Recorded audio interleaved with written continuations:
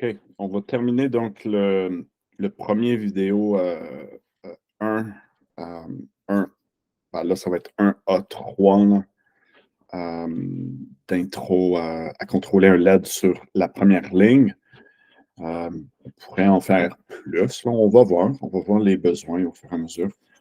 Donc, lui, ça va être un A2. Ça, c'est à cause que j'ai commencé la vidéo dans la classe et là, on a eu des interruptions. Donc là, je l'ai cassé en petits morceaux. Contrôler LED sur ligne. Je vais renommer les autres pour que ça soit ça là, comme titre. OK, donc je vais tout simplement recopier ce qu'on avait. Juste m'assurer que tout est bon là. OK, ça c'est bon, je présente. OK. Donc on va faire un toggle, bien entendu. Et ça va être sur on button A. OK. Et je initialise un X. X ici. OK, donc toggle, allume, éteint un même LED. Il faut que j'initialise ma variable. On va l'initialiser ici. J'aime l'idée, par contre, j'oublie le nom là, de l'étudiant. J'aimais l'idée de l'initialiser au push. On peut bien le mettre là. C'est un peu plus efficace, en fait. Mais ça pourrait créer des problèmes avec le reste. Donc, il faut juste faire attention. Il faut connaître notre programme et tout le contexte. OK, je continue. Et évidemment, j'avance. J'avance X de 1. Donc là, hein, c'est pour faire allumer tous les LED.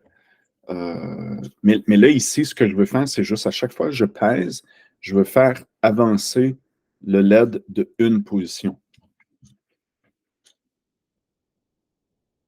Ah oui, donc, non, c'est pas forcé. C'est 7, ça se vient ici. Pour démarrer le programme, quand ça va démarrer, on start, moi, je veux que le LED à la position 00 s'allume pour indiquer comme il attend, il est en attente. OK? Et donc, à chaque fois, je vais peser ici. Et donc, on a un forever qui est vide et c'est tout à fait correct. Si tout est contrôlé avec des boutons, c'est normal que tout soit contrôlé à l'extérieur de forever. Encore une fois, ça dépend de ton programme. OK? Donc, si je pèse, je veux que ça éteigne. C'est ça que le premier toggle fait ici. Si je pèse, ça va éteindre la position actuelle. Là, je veux monter X de 1 et je veux allumer le prochain. OK? Donc, vous voyez comment j'ai besoin de rien d'autre. Ça, si ça ne fonctionne pas, ça va mal aller. OK? Donc, vous voyez, à chaque fois que je pèse, ça avance le LED de 1. OK? Donc, regardez comment c'est simple. J'ai besoin de presque rien. Donc, je fais juste réviser quelles sont mes étapes. J'initialise ma variable X pour qu'elle soit à 0, 0. Ben, à 0. Et moi, je vais utiliser le X comme étant la valeur de X, évidemment. Et à chaque fois, j'allume 0, 0. C'est pour ça ici, c'est allumé. Et à chaque fois que je pèse, je vais faire un toggle. Donc, ça va éteindre la première fois. Ensuite, ça va avancer de X. Donc là, ça l'a éteint. Ça bouge X de 1. Ça l'avance de 1. Mais le X, c'est une variable. Hein, ce n'est pas l'affichage. Okay, donc, c'est ça qui se passe. Okay, c'est que ça, c'est séparé. Tu as l'affichage, puis tu as la variable.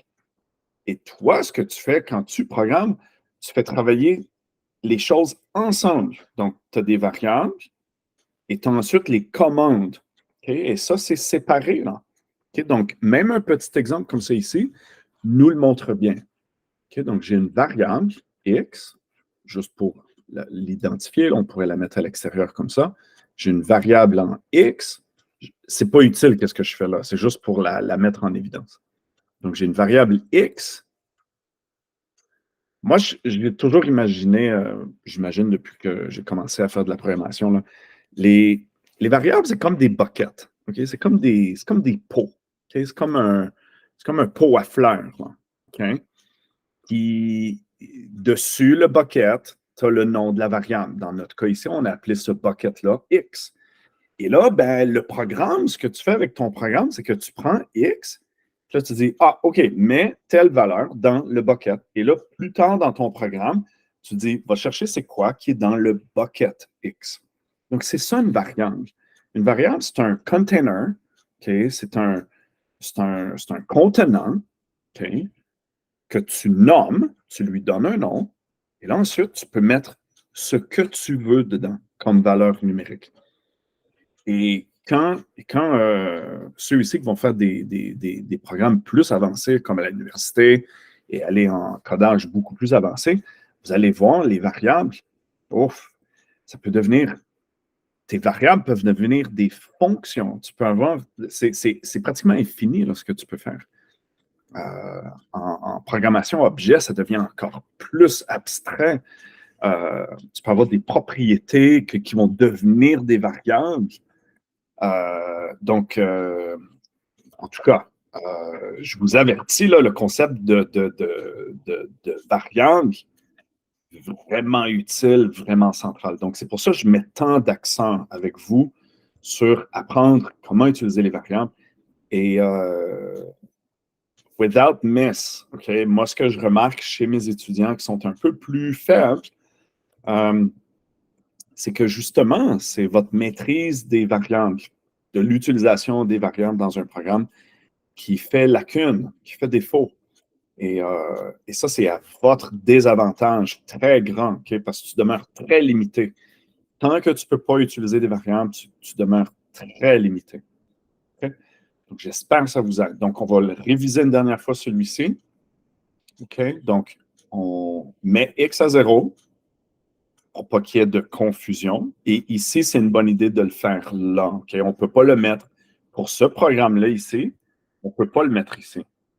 Parce que à chaque fois que je change, à la fin, ça resetterait. Quand ça recommence, à chaque fois que je repèse, ça reviendrait toujours à 0,0. On peut le voir là. Si je pèse, vous voyez, ça avance, mais ça revient toujours là. Okay? Donc, ce n'est pas ce que je veux. Okay? Donc, ça ne fonctionne pas là. Okay? Il faut le mettre on start. Dans le cas ici, tout à l'heure, là, en classe, on a fait un autre exemple, que c'était correct de le mettre. Donc, ça dépend de ton programme. OK, on continue juste pour terminer là, cette leçon-là. Donc, à chaque fois que je pèse sur le bouton, je toggle la position actuelle. Remarquez, je n'ai pas changé mon X. Right? Donc, parce que quand j'ai quitté, la dernière fois que j'ai pesé, j'ai allumé celui que j'éteins à la nouvelle fois que je vais peser. J'espère que c'était clair. Donc, parce que j'avance X de 1. Right? Donc, vous voyez là, c'est ça l'abstraction. Okay? Et c'est ça dans notre tête qu'il faut vraiment avoir clairement. C'est la force de ça. Là. Donc là, c'est un beau petit exemple qu'on a ici. Donc, on résume. La première fois que je pèse, right, comme là, je suis initialisé, je suis au départ de mon petit programme. C'est difficile de faire plus petit, là. Et donc, je pèse. Quand je pèse, là, il y a plusieurs étapes qui se sont faites là, tout en même temps. Là, okay? Ben, une après l'autre, mais très rapidement. Donc, pour arriver à ça, tout ça a été fait. Là. Donc, ça toggle la position actuelle quand j'ai pesé. Donc, c'est pour ça, lui est éteint. Là. Right? Lui s'est éteint à cause de la première commande ici. Là. Ensuite, là, il est éteint. Donc là, je change X de 1. Oups. Et là, dans la troisième commande ici, j'allume, je toggle. Dans notre cas ici, ça va allumer. La position au prochain X. Mais là, c'est pour ça que c'est rendu au prochain. OK? Ben voilà. Donc, OK? Là, ce qui serait bien comme extension de ça ici, OK? C'est de voir